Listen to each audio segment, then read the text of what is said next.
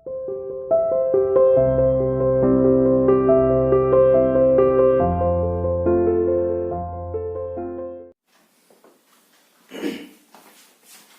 students, how are you beta? I hope everyone is fine there.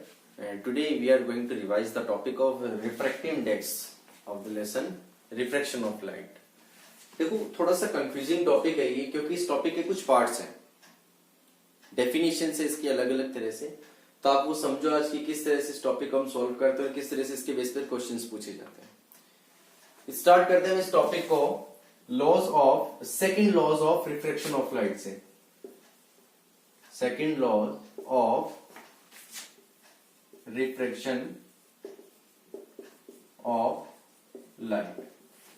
What is the second law of refraction of light? पहले हम first law की बात करें। Incident light rays, refracted light ray and normal at the point of incidence lie on the same plane. तीनों के तीनों एक plane के अंदर लाई करते हैं। This is the first law of refraction of light. Second law के according the ratio of sine of angle of incidence to the sine of angle of refraction always equal to the constant of a given pair of medium. Means sine of angle of incidence to the sine of angle of refraction is always equal to constant, and the value of this constant is known as refractive index. Refractive index of second medium with respect to first. This is the first definition of the refractive index by using the Snell's law. The ratio of sine of angle of incidence to the sine of angle of refraction means जैसे ये हमारे पास कोई boundary of to media है, एक light rays first medium से दूसरे medium में travel करती है। This is the angle of incidence and this one is the angle of refraction. ये फर्स्ट मीडियम और ये कौन सा बेटा? Second medium. तो जब कोई लाइट रेज फर्स्ट मीडियम से सेकंड मीडियम में एंटर करती है, दोनों का sine of angle of incidence to the sine of angle of refraction जो रेशियो होता है वो एक कांस्टेंट के इक्वल होगा, और वो कांस्टेंट हमें किसकी वैल्यू देगा? Refractive index of this medium. Clear हुआ? Then we can say that sine of angle of incidence sine of angle of refraction is equal to refractive index of second medium with respect to first. Refractive index का symbol हम use करते हैं N. Clear हुआ? चलिए अब इसका दूसरा part देखता हूं। पहले आपको लिखने का मैं मतलब बताता हूं, इसको लिखते कैसे।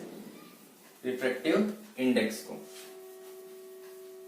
सपोज करो यहां लिख रहा हूं मैं N21 और N12, ये दोनों एक ही चीज है, दोनों में कोई डिफरेंस नहीं है, दोनों को हम किसी भी तरीके से लिख सकते हैं। इसका मतलब क्या होगा? यहां पर इसका मीनिंग होगा जो एन के जस्ट साइड में लिखा हुआ है, ऐसे ये मतलब राइट हैंड साइड में एग्जैक्टली जो वर्ड लिखा हुआ है उस मीडियम का होगा रिफ्रैक्टिव इंडेक्स। तो हम क्या बोलेंगे इसको? Refractive index of second medium. इसका ये refractive index of second medium किसके रेस्पेक्ट में? जो दूसरा लिखा हुआ उसके रेस्पेक्ट में, with respect to first medium. अब जो मैं आपको रिफ्रैक्टिव इंडेक्स बता रहा हूं वो किसकी टर्म्स में बता रहा हूं? स्पीड ऑफ लाइट की टर्म्स में। Refractive index of second medium with respect to first medium is called the refractive index. ठीक है, एन से हम डिनोट कर रहे हैं इसको, N21 से हम शो कर रहे हैं। किसके इक्वल होता है ये? इसकी वैल्यू देखो, N21 it is always equal to speed of light in first medium upon में speed of light in second medium. ये फॉर्मूला होता है इसका। आप इसको सिंपली ये भी लिख सकते हो, N21 is equal to V1 upon में V2। याद क्या रखना है? जिस मीडियम का रिफ्रैक्टिव इंडेक्स है उसकी स्पीड ऑफ लाइट नीचे आएगी, और जिसमें से लाइट पास होके आ रही है उसकी स्पीड ऑफ लाइट कहां होगी? दो तरह के होते हैं रिफ्रैक्टिव इंडेक्स, एक होता है रिलेटिव रिफ्रैक्टिव इंडेक्स और एक क्या होता है? Absolute refractive index. हम जो ही पढ़ रहे हैं वो पढ़ रहे हैं रिलेटिव रिफ्रैक्टिव इंडेक्स।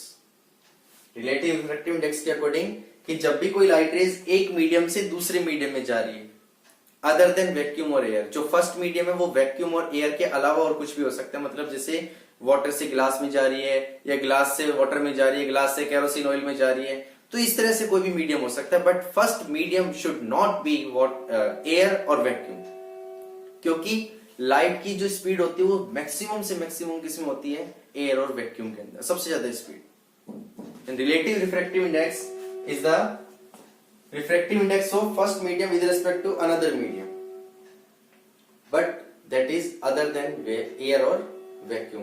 तो जो यहाँ पर मैंने निकाला, सपोज करो मैं यहाँ पर निकाल रहा हूँ refractive index of water with respect to glass, ये रिलेटिव रिफ्रैक्टिव इंडेक्स का एग्जांपल है। Refractive index of water with respect to refractive index of glass, तो किसके इक्वल होगा, velocity of light in glass upon में वेलोसिटी ऑफ लाइट इन, ये इसका formula बन जाएगा, velocity of light in water और दूसरा क्या जाएगा velocity of light in glass. Clear हुआ। अब देखो इसी के बीच में अगर मैंने एक बार तो आपको बताया n21 किसके इक्वल होगा, v1 अपॉन v2। अब मैं यहां पर अगर वैल्यू निकालू n12, मतलब क्या होगा इसका, refractive index of first medium किसके रेस्पेक्ट में, सेकंड मीडियम के रेस्पेक्ट में, किसके इक्वल होगा फॉर्मूला, v2 अपॉन v1। इसको इक्वेशन 1 मानते हैं और इसको इक्वेशन क्या मानते हैं हम, 2। दोनों में रिलेशनशिप बता रहा हूं n21 और n12 के अंदर क्या रिलेशनशिप निकले, क्योंकि दोनों के दोनों क्या ये रिलेटिव रिफ्रैक्टिव इंडेक्स है। तो रिलेशन क्या होगी, अगर हम मल्टीप्लाई करें, multiply equation 1 and 2, n21 multiply में n12 is equal to v1 upon v2 और multiply v2 upon v1, cancel out हो गए, किसके इक्वल आ गया, 1 के इक्वल। और अगर सोल्व करें तो n12 इज इक्वल टू किसके हो जाएगा, n1 अपॉन में n21, n12 यही रखा, n21 अपॉन में चला गया। इसका रीजन मतलब क्या होगा, refractive index of first medium with respect to second is always reciprocal the refractive index of second medium with respect to first. कि अगर कोई लाइट रेज, ये मीडियम 1 है, ये मीडियम 2 है, कोई लाइट रेज फर्स्ट मीडियम से सेकंड मीडियम में जा रही है, तो सेकंड मीडियम का रिफ्रैक्टिव इंडेक्स होगा किसके रेस्पेक्ट में, सेकंड मीडियम के, फर्स्ट मीडियम के रेस्पेक्ट में, वो हमेशा रेसिप्रोकल हो जाएगा। अगर यही लाइट रेज टकराने के बाद वापस सेकंड से किसमें जाएगी, अब फर्स्ट में, तो उनका रेसिप्रोकल लिख सकते हैं। This is the relation between the n21 and n12।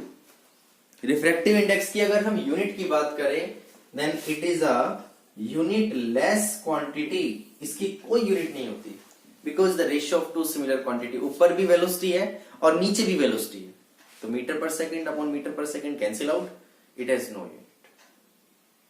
Clear हुआ। चलिए अब बात करते हैं हम इसके अंदर एब्सोल्यूट रिफ्रैक्टिव इंडेक्स कि एब्सोल्यूट रिफ्रैक्टिव इंडेक्स क्या होता है।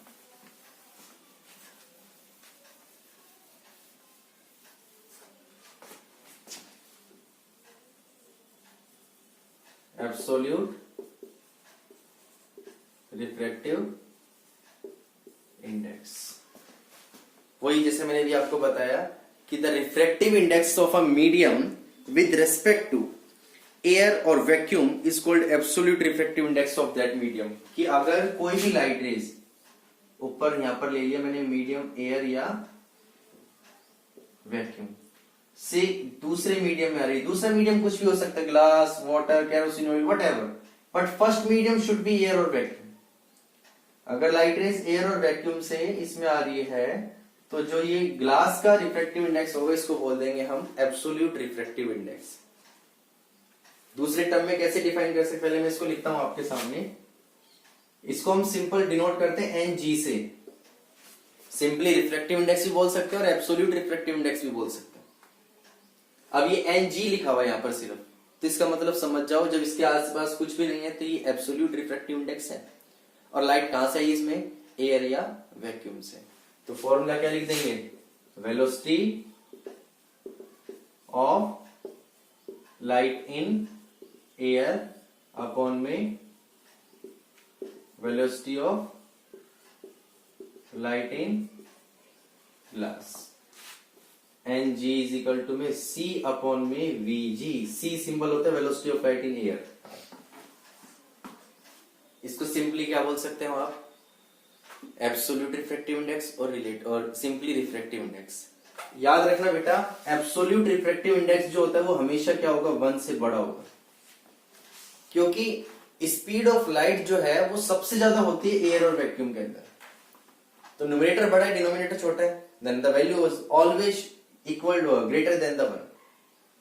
तो अगर आपसे कोई पूछ ले एमसीक्यू क्वेश्चन भी आ जाए कि द रिफ्रैक्टिव इंडेक्स या absolute refractive index of a given media is always less than 1, equal to 1, greater than 1 and none of this, तो आंसर आंख बंद करके लिख दो वहां पर ग्रेटर देन 1। क्या होगा हमेशा, ग्रेटर देन 1। बहुत इंपॉर्टेंट पॉइंट है बेटा, इसको ध्यान रखना, most important point. The value of absolute refractive index is always greater than 1। Is it clear? तो अगर इसकी बात करें तो ये भी क्या होता है, यूनिटलेस क्वांटिटी होती है, इसकी भी कोई यूनिट नहीं होती। समझ में आ गया? अब अगर दोनों के बीच में हम रिलेशनशिप देखें, एब्सोल्यूट रिफ्रैक्टिव इंडेक्स और रिलेटिव रिफ्रैक्टिव इंडेक्स, तो वो क्या होगी रिलेशनशिप, उसको समझो। Relation between absolute refractive index and relative refractive index. देखो क्या रिलेशनशिप होती है। सपोज करो हमारे पास दो मीडियम है, फर्स्ट और सेकंड, दोनों का हमें क्या दे रखा है, एब्सोल्यूट रिफ्रैक्टिव इंडेक्स दे रखा है। एक मीडियम 1 है और दूसरा मीडियम क्या है, 2 है। तो यहां पर मैं लिख रहा हूं सीधा सीधा refractive index of medium first, absolute यही, तो क्या लिख सकते हैं, velocity of light in air upon में velocity of light in medium first, इसको मान रहा हूं मैं इक्वेशन 1। सेकंड पॉइंट वही absolute refractive index of medium 2, वो किसके इक्वल हो जाएगा, सी अपॉन में v2, इसको क्या मान रहे हैं इक्वेशन नंबर 2। दोनों का हमने क्या निकाल दे रखा, हमें यहाँ पर एब्सोल्यूट रिफ्रैक्टिव इंडेक्स दे रखा है, जिसको हम सिंपली क्या बोल सकते हैं, refractive index of medium first and refractive index of medium 2 किसके इक्वल होगा, velocity of light in air, क्योंकि एब्सोल्यूट तो वेलोसिटी ऑफ लाइट के एयर के रिस्पेक्ट में निकालते हैं हम, c अपॉन में v1 और c अपॉन में v2। दोनों कंडीशन के अंदर हम क्या करें, इसको डिवाइड कर रहे हैं, डिवाइड इक्वेशन 2 बाय इक्वेशन 1।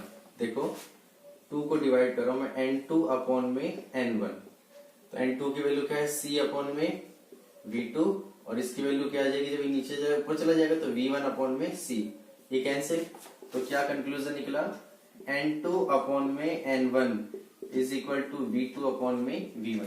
अब ध्यान से समझो इसको, रिलेटिव रिफ्रैक्टिव इंडेक्स पर चलते हैं, जो मैंने वेलोसिटी ऑफ लाइट की टर्म में बताया था। क्या बताया था आपको कि जिस मीडियम का रिफ्रैक्टिव इंडेक्स होता है वो हमेशा कहां होती है, उसकी स्पीड ऑफ लाइट अपॉन में होती है, नीचे की तरफ होती है, वो कहां होती है, अपॉन में। और दूसरा जिसके रिस्पेक्ट में होता है वो कहां होती है, हमेशा ऊपर की तरफ होती है। याद रहेगा ही, जिस मीडियम के अंदर हम लाइट को पास करवा रहे हैं उसका तो रिफ्रैक्टिव इंडेक्स कहां होगा, हमेशा अपॉन में। और दूसरा ये हमारे पास हो गया सॉरी v1 अपॉन v2। जिस मीडियम का रिफ्रैक्टिव इंडेक्स होता है उसकी स्पीड ऑफ लाइट हमेशा डिनोमिनेटर में होती है, और जिसके रेस्पेक्ट में होता है उसकी कहां होती है, हमेशा ऊपर की तरफ।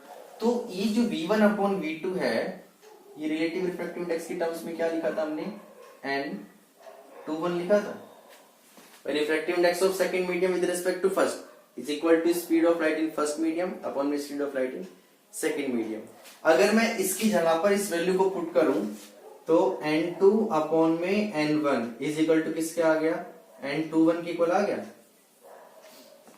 इससे कंक्लूजन क्या निकला है, the refractive index of second medium with respect to first medium, ये रिलेटिव की टर्म में बोलूं, relative refractive index of second medium with respect to first medium is always equal to absolute refractive index of second medium to the absolute refractive index of first medium. This is the relationship between the relative refractive index और दूसरा क्या है, absolute refractive index. अब देखो मैं आपको कुछ questions बता रहा हूं जो आपको बहुत ध्यान से समझना है। स्पीड ऑफ लाइट,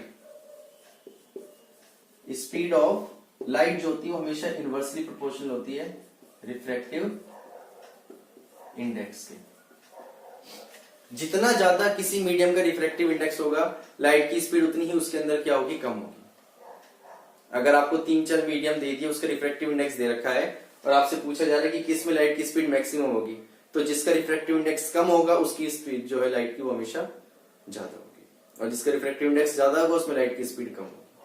एंगल की टर्म्स में बात करें, angle of refraction is also inversely proportional to refractive index, क्योंकि जितना ज्यादा रिफ्रैक्टिव इंडेक्स होगा, ये अगर हमारे पास बाउंड्री ऑफ 2 मीडिया, ये फर्स्ट मीडियम है, सेकंड का रिफ्रैक्टिव इंडेक्स ज्यादा है, तो लाइट क्या होगी यहाँ पर ज्यादा से ज्यादा बेंड होगी, तो एंगल आर जो है ये कम हो गया और एंगल आई क्या हो गया, ज्यादा। तो एंगल ऑफ रिफ्रैक्शन अगर रिफ्रैक्टिव इंडेक्स ज्यादा होगा तो और भी ज्यादा बेंड होगी। तो एंगल ऑफ रिफ्रैक्शन अगर आपसे पूछा जा रहा है वो भी हमेशा क्या हो जाता है यहाँ पर रिफ्रैक्टिव इंडेक्स की inversely proportional according to this question, क्योंकि एंगल ऑफ इंसिडेंस बड़ा हो जाएगा और एंगल ऑफ रिफ्रैक्शन क्या होगा यहाँ पर छोटा हो जाएगा। अब देखो जो भी मैंने आपको रिफ्रैक्टिव इंडेक्स का कंसेप्ट पढ़ाया है, इसके जितने भी क्वेश्चन है न्यूमेरिकल बेस वो आपको सोल्व करना है। आपके एक्सरसाइज के अंदर गिवन है वो न्यूमेरिकल आपको सोल्व करना है, क्लियर। और एक और बात बेटा, आपकी जब भी कोई लाइव क्लास होगी या किसी भी सब्जेक्ट का आपका मंथली टेस्ट होगा, उन सब का लिंक व्हाट्सएप पे नहीं आएगा, उनका लिंक आपकी स्कूल ऐप के अंदर आएगा। अगर किसी बच्चे के पास स्कूल ऐप से रिलेटेड कोई भी प्रॉब्लम है तो आप उसको क्लियर कर लो, शॉर्ट आउट कर लो, क्योंकि व्हाट्सएप के ऊपर अब काम भी आना आपका बंद होगा। लिंक आपने देखा होगा, सारा का सारा होमवर्क आपका स्कूल ऐप में आ रहा है।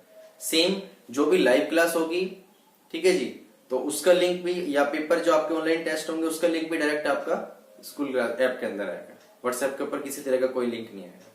तो टाइम टू टाइम अपनी स्कूल ऐप को ओपन करके देखा करो कि उसमें क्या अपडेट आ रहा है, ठीक है जी।